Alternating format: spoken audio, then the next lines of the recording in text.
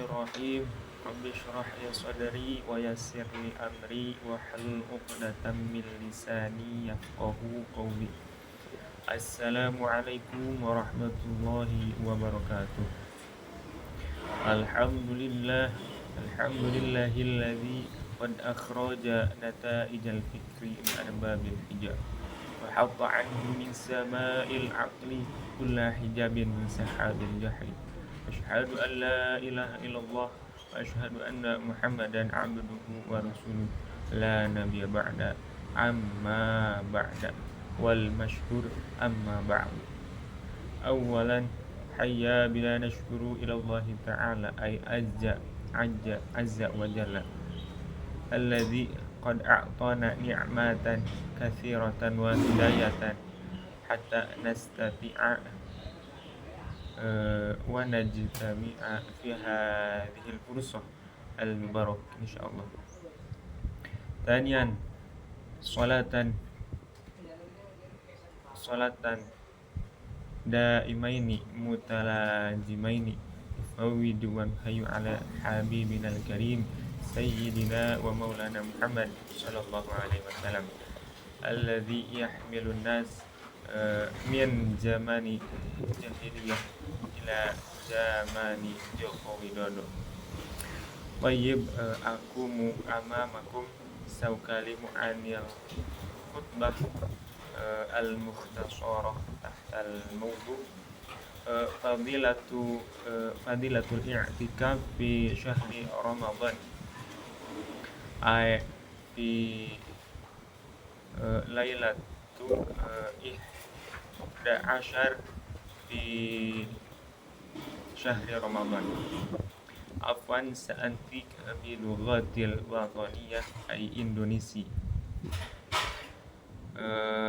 Maaf sebelumnya saya akan berbicara dengan menggunakan bahasa Indonesia karena saya belum begitu lancar menggunakan bahasa Arab. Nah, baik, di sini saya akan sedikit menjelaskan tentang i'tikaf. Seperti tema yang saya angkat pada kesempatan kali ini ialah fadilah dari i'tikaf di malam 11 dari bulan Ramadan atau pada malam-malam biasanya. Dari maknanya i'tikaf itu berarti atau bermakna berdiam diri atau mengisolasi diri dari perkara duniawi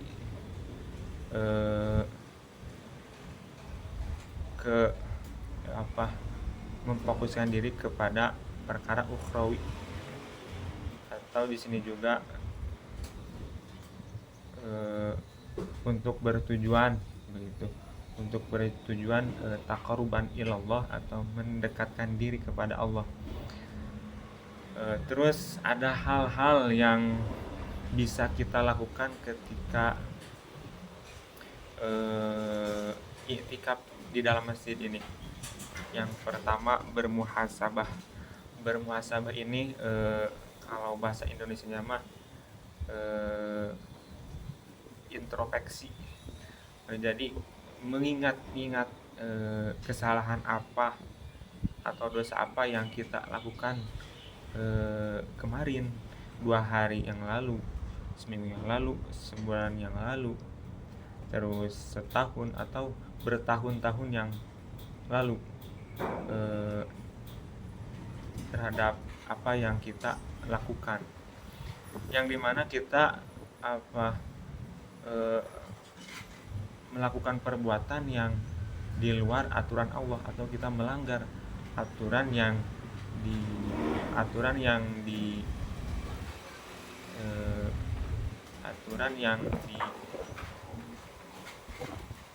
ditegakkan atau aturan yang sudah dituliskan di dalam kitabnya Al-Quran.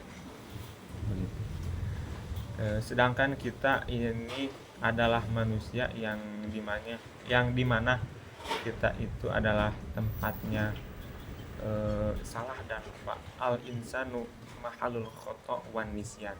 begitu kalau bahasa Arabnya mah. Eh, sebelum kita memasuki apa yang sebelum kita memasuki i'tikaf ini sendiri, alangkah baiknya kita mengetahui apa hal syarat-syarat atau rukun-rukun sebelum kita melakukan i'tikaf itu sendiri. Ya. Yang pertama saya akan menjelaskan dari syarat i'tikaf sendiri. Itu ada 4, adapun syaratnya ada 4. Ada 3. Syaratnya ada 3. Yang pertama itu beragama Islam. Nah, pasti yang namanya i'tikaf itu harus ya diperuntukkan untuk agama Islam, bukan untuk agama Hindu, Buddha, Konghucu, Kristen Ortodok dan lain-lain. Hanya untuk diperuntukkan untuk agama Islam, begitu. Terus yang kedua berakal.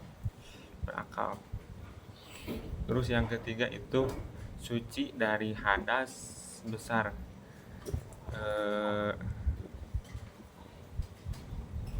Sebagaimana syarat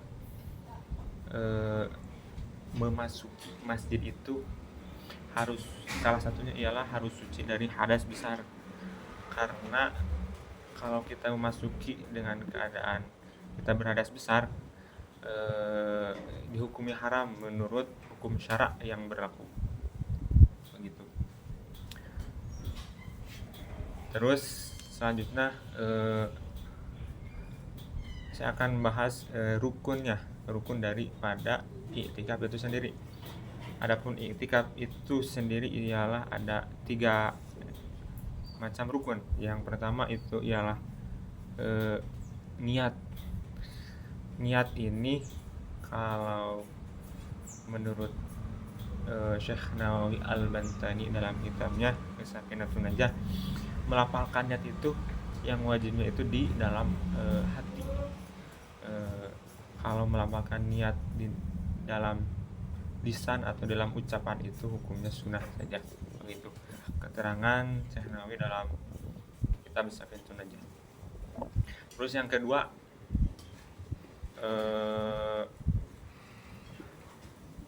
kadar waktu atau durasi di mana kita bisa dikatakan beriktikaf itu sendiri, yaitu takaran atau durasinya itu seperti tumakninah di dalam sholat, seperti lafaz subhanallah, begitu. Kalau kita sudah memenuhi takaran tersebut, kita sudah bisa dikatakan beriktikaf, begitu. Terus yang ketiga masjid.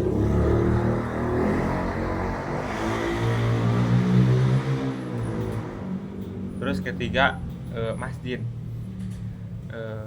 Terus ketiga rukunnya itu di dalam masjid. Ya pasti kalau i'tikaf itu tepatnya ya di masjid gitu. Kalau di kafe, kalau berdiam diri di kafe kalau berdiam diri di kafe itu namanya kalau bahasa gaulnya mah nongkrong membicarakan perkara-perkara dunia, begitu. Terus yang keempatnya itu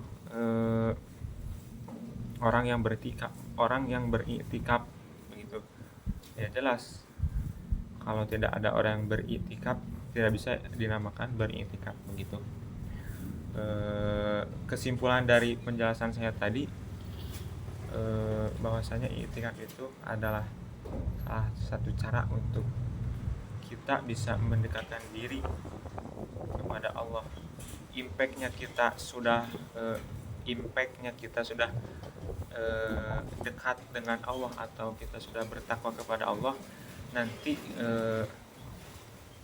kita akan dimudahkan dalam hal apapun gitu. Seperti halnya kita diberikan nikmat dalam kita berzikir, terus sholat, terus dan lain-lain dalam melakukan amal baik. Beda halnya kalau kita